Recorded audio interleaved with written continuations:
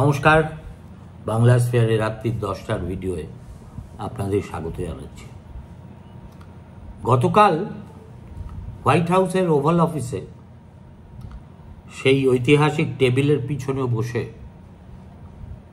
American president Joe Biden যে সংক্ষিপ্ত ভাষণটি দিলেন, এটা তিনি অবশ্যই দিতে চেয়েছিলেন। তবে গতকাল নয়, আরও 4.5 বছর পরে। কেননা ডোনাল্ড ট্রাম্পের সঙ্গে বিতর্কের রাতের আগে পর্যন্ত বাইডেন নিজেও ভাবেননি এবং সম্ভবত তার দলের কেউই ভাবতে পারেননি যে তার শরীর এবং দৃশ্যমান অক্ষমতা একটা মস্ত বড় ইস্যু হয়ে তার দ্বিতীয়বার প্রেসিডেন্টের পদে এই রকম প্রতিবন্ধকতা সৃষ্টি করবে। গোড়ার দিকে বাইডেনের প্রতিক্রিয়া দেখে মনে হচ্ছিল তিনি নিজেও ছাড়তে প্রস্তুত নন। তারপরে ধীরে ধীরে যখন বাস্তব পরিস্থিতিটা তিনি হৃদয়ঙ্গম করলেন, দেখলেন যে এরপরেও জেদ ধরে বসে থাকাটা তার পক্ষে আত্মঘাতী সিদ্ধান্তের সামিল হবে, তখন তিনি কমলা হ্যারিসের নাম তার উত্তরসূরি হিসেবে মনোনীত করে তিনি যে রণাঙ্গন থেকে বিদায় নিচ্ছেন সে কথা ঘোষণা করলেন। এই কথা প্রাথমিকভাবে বাইডেন ঘোষণা করেছিলেন তার এক্স হ্যান্ডেলে, কেননা তখন তিনি কোভিডে আক্রান্ত, হোয়াইট হাউসে ফেরেননি। সেই অসুখ সেরে ওঠার অব্যবহিত পরে হোয়াইট হাউসে ফিরে তিনি আর অযথা কালক্ষেপ না করে দেশবাসীকে জানিয়ে দিলেন কেন তিনি সরে দাঁড়াবার সিদ্ধান্ত নিলেন। আমি এই বক্তৃতাটি খুব মন দিয়ে শুনেছি। শুনে আমার মনে হয়েছে যে একজন মানুষ যদি ধরেও নিয়ে পরিস্থিতির চাপে পড়ে ছাড়ছেন, তবু গ্রেসফুলি যে একটা পদ, তাও আবার যে সে পদ নয়, আমেরিকার প্রেসিডেন্টের পদ ছাড়া যায়, বাইডেনের এই বক্তৃতা দেখে আমার সে কথা মনে হয়েছে। যেমন তিনি বলছেন, My fellow Americans, it has been the privilege of my life to serve this nation for over 50 years. Nowhere else on earth could a kid with a stutter from modest beginnings one day sit behind the resolute desk in the Oval Office as the President of the United States. But here I am. Biden যখন এই কথাগুলো বলছিলেন, তখনও তার কথায় জড়তা ছিল এবং তার পিছনে তিনি সাজিয়ে রেখেছিলেন তার পরিবারের সদস্যদের অনেকের ছবি। 6 মাস এখনো তিনি আমেরিকার প্রেসিডেন্টই থাকবেন এবং এই 6 মাসে তিনি যে আরও বেশ কিছু কাজ করতে চান, আমেরিকার অর্থনীতিকে আরও চাঙ্গা করতে চান, পারলে পশ্চিম এশিয়ায় ইসরায়েলের যুদ্ধ বন্ধ করতে চান, ইত্যাদি নানাবিধ অমীমাংসিত প্রত্যাশা তার আছে। কিন্তু তিনি আর আমেরিকার দ্বিতীয়বার প্রেসিডেন্ট হওয়ার চেষ্টাটা করতে চান না। কেন? বাইডেনের ভাষায়, in recent weeks it has become clear to me that I need to unite my party in this critical endeavor. I believe my record as president, my leadership in the world, my vision for America's future all merited a second term. মানে আমার যা কৃতকর্মের record, তাতে অবশ্যই আমার আরেকবার president হওয়া উচিত ছিল। But nothing can come in the way of saving our democracy. That includes personal ambition. দেখুন, ঠেলায় পড়ে তিনি সরে দাঁড়িয়েছেন, এতে কোনো সন্দেহ নেই। তবু সরে দাঁড়ানোটাকে তিনি এমনভাবে ব্যাখ্যা করলেন, যেটা শোনার পরে তার সম্পর্কে শত্রু মিত্র সকলের শ্রদ্ধাবোধ বেড়ে যেতে বাধ্য। তিনি বললেন যে গত কয়েক সপ্তাহ ধরে যা ঘটনাবলী ঘটেছে তার পরিপ্রেক্ষিতে তার মনে হয়েছে যে ডেমোক্রেটিক পার্টির ঐক্যই হচ্ছে সবচেয়ে বড় কথা, এবং আমেরিকায় গণতন্ত্র বাঁচানোটাই হচ্ছে সবচেয়ে বড় লড়াই। সেই লড়াইয়ের জন্য ক্ষুদ্র ব্যক্তিগত স্বার্থ যদি জলাঞ্জলি দিতে হয়, তাহলে তাই দিতে হবে। তারপরেই তিনি ভবিষ্যতের কথা বলছেন। We have to decide, do we still believe in honesty, decency, respect, freedom, justice and democracy?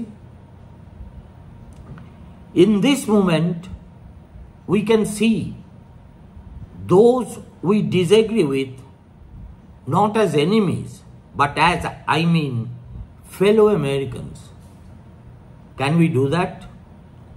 Does character in public life still matter? I believe you know the answer to these questions because I know you, the American people. অর্থাৎ যেসব বিষয়ের সঙ্গে প্রতি তিনি দুর্ভাবনা ব্যক্ত করছেন, তার সবটাই কিন্তু ডোনাল্ড ট্রাম্পের অনুষঙ্গ হিসেবে ব্যবহার করা চলে। এবং গতকাল কিছুটা আবেগপ্রবণ হয়ে বলতে গিয়ে তিনি জর্জ ওয়াশিংটনের নাম বললেন, থমাস জেফারসনের নাম বললেন, Abraham Lincoln, Franklin D Roosevelt, Benjamin ফ্র্যাঙ্কলিনকে কোট করলেন, এবং তার ঘরে রাখা doctor Martin Luther King junior, Rosa Park এবং সিজার চাভেজের যে আবক্ষ মূর্তি আছে সেটাও দর্শকদের দেখিয়ে দিলেন। এখন প্রশ্ন হলো, পরিস্থিতির চাপে বিদায় নিতে বাধ্য হলেও এই বিষয়ে কোনো সন্দেহ নেই যে পাশ্চাত্যের সংস্কৃতিতে রিটায়ারমেন্ট বা অবসর গ্রহণ একটা অন্য দোতনা নিয়ে তাদের সমাজে থাকে। অর্থাৎ বহু মানুষ মনে করেন যে ব্যস্ততার মধ্যে কর্মজীবন কাটানো যেমন জরুরি, তেমনি সব ব্যস্ততার শেষে জীবনটাকে নিজের শর্তে উপভোগ করাও একই রকম জরুরি। এই যে একটা প্রবৃত্তি বা প্রবণতা, এটা কিন্তু দুর্ভাগ্যজনকভাবে আমাদের দেশে দেখা যায় না। ঠিক যেমন আমাদের দেশের ধনকুবেররা ওই চাঁদ সদাগরের লক্ষ্মী পুজোর মতো সামান্য চ্যারিটি করেই নাম কেনার চেষ্টা করেন, যেখানে আমেরিকা, ইংল্যান্ড এবং ইউরোপের দেশগুলির ধনকুবেররা তাদের অর্জিত সম্পদের সিংহভাগই বিলিয়ে দেন মানুষের সেবায়, ঠিক একইভাবে আমাদের দেশের রাজনীতির দিকে যদি তাকান, দেখবেন দেহত্যাগ করার আগে পদত্যাগ করতে কার্যত কেউই চান না। যে জওহরলাল নেহরুকে আমরা গণতন্ত্রের জীবন্ত একজন প্রতিনিধি হিসেবে দেখতে অভ্যস্ত, তিনিও কিন্তু প্রধানমন্ত্রিত্ব ছাড়েননি। প্রধানমন্ত্রী থাকাকালীনই তার মৃত্যু হয়েছিল। 1962-তে চীনা আগ্রাসনের পরে তার শরীর বিলকুল ভেঙে যায় এবং ধীরে ধীরে তিনি মৃত্যু মুখে এগিয়ে যান। কিন্তু জওহরলালও ভাবেননি যে কংগ্রেসের ঐক্যের স্বার্থে, ভারতবর্ষের গণতন্ত্রের স্বার্থে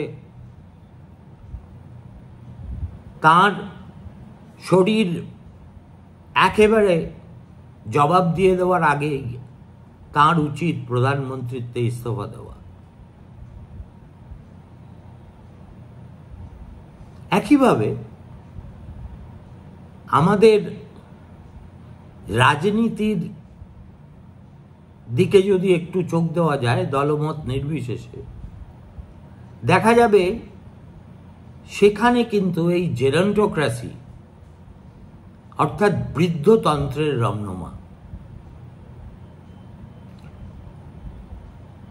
এবং যখন সময়ের নিয়মে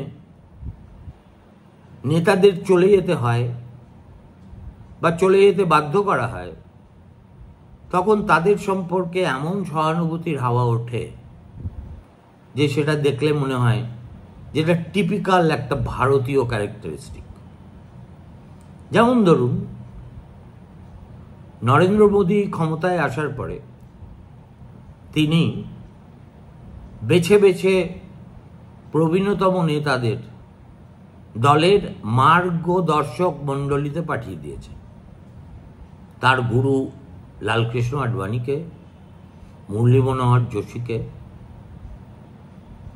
সে সময় অনেককেই আমি বলতে শুনেছি এটা নাকি অত্যন্ত স্বার্থপরের মতো কাজ। যে আডবাণীর জন্য নরেন্দ্র মোদী আজ দেশের প্রধানমন্ত্রী হতে পেরেছেন, এই আচরণ তার সঙ্গে মোটেই সাযুজ্যপূর্ণ নয়, ইত্যাদি এবং ইত্যাদি। কিন্তু আমরা এই একটা বয়সের পরের অবসরকে মানুষের জীবনের স্বাভাবিক ঘটনা হিসেবে স্বীকার করার সংস্কৃতিটুকুই আমাদের নেই। এই যে ধরুন, কমিউনিস্ট পার্টির কথা যদি বলি, তাহলে এক সময় রসিকতা করে বলা হতো যে 75 বছর বয়স না হলে কমিউনিস্ট পার্টিতে কেউ পলিট ব্যুরোর সদস্য হতে পারে না। এটা যে শুধু ভারতবর্ষের কমিউনিস্টদের ক্ষেত্রে সত্য ছিল তাই নয়, গোটা পৃথিবী জুড়ে সর্বত্র কমিউনিস্ট দলগুলির নেতৃত্বে দেখলে মনে হতো যেন পাকা মাথা ছাড়া আর কারুর দ্বারা কিছু করা সম্ভব নয়, এই প্রতিপাদ্য থেকেই তারা এগিয়ে যাচ্ছে। আমি সিপিআইএম এর সেই পলিট ব্যুরো দেখেছি যেখানে ইএমএস নাম্বুদ্রিপাদ, বাসব পুন্নাইয়া, সুরজিৎ, বিটি রান্দিবে, জ্যোতিবাবু, নৃপেন চক্রবর্তী, কিছুটা সময় সরোজ মুখোপাধ্যায়, এরা সবাই 70 ঊর্ধ্বে ছিলেন। আজকেও দেখুন বাধ্য হয়ে সিপিএম কিছু যুবক যুবতীকে সামনে এনে দিয়েছে বটে, কিন্তু তাদের হাতে দলীয় ক্ষমতার রশি কিন্তু তারা ছাড়েননি। সেটা এখনো 70 ছুঁই ছুঁই লোকজনের হাতে। এই একটা ব্যাপারে অভিষেক বন্দ্যোপাধ্যায়ের মন্তব্যের সঙ্গে আমি একমত। অভিষেক যে এই সুদীপ বন্দ্যোপাধ্যায়, সৌগত, মালা রায়, কল্যাণ ইত্যাদিদের প্রার্থীপদের বিরোধিতা করেছিলেন, সেটা তার ব্যক্তিগত অসূয়া থেকে নয়। তিনি একজন তরুণ উঠতি নেতা হিসেবে এটাই নিয়ম হওয়া উচিত বলে মনে করেছিলেন, এবং সেই বিশ্বাস থেকেই এদের এবার টিকিট না দেওয়ার কথা বলেছিলেন। কিন্তু তার পিসিমণি সেটা ভিটো করে দিয়েছেন। ভিটো করে দিয়ে পিসিমণিও এই ইঙ্গিত থায়েটরে দিয়ে দিয়েছেন যে উই ডোন্ট এজ, মানে যতক্ষণ শ্বাস ততক্ষণ আমারই কর্তৃত্ব। এটা বৃহত্তর পরিসরে সমাজ বা রাজনীতি কারুর ক্ষেত্রেই খুব স্বাস্থ্যকর ব্যাপার নয়। ভালো থাকবেন। নমস্কার, শুভরাত্রি।